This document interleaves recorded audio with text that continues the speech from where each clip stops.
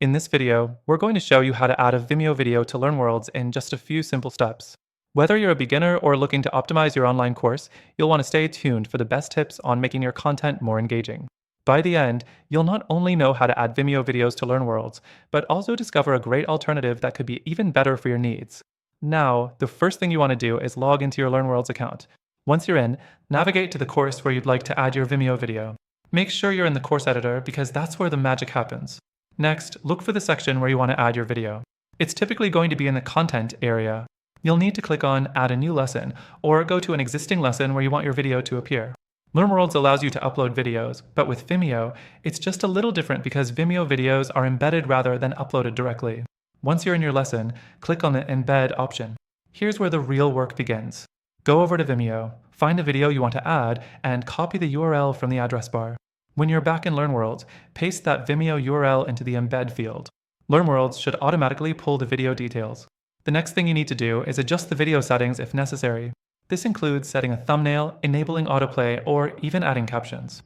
Vimeo has some great customization options, and LearnWorlds gives you enough flexibility to tweak things so that the video looks and feels like part of your course. After you've done this, hit Save and preview your lesson.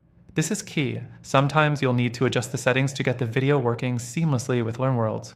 Check the video to make sure it's properly embedded and functioning the way you want it to. The fourth thing to keep in mind is mobile optimization. LearnWorlds has great mobile support, but Vimeo videos sometimes have issues on smaller screens. So, make sure your course works well on mobile devices.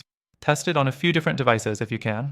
Lastly, here's something you might not know. While LearnWorlds does a decent job at supporting Vimeo, there are alternatives out there that might offer more control or easier integration.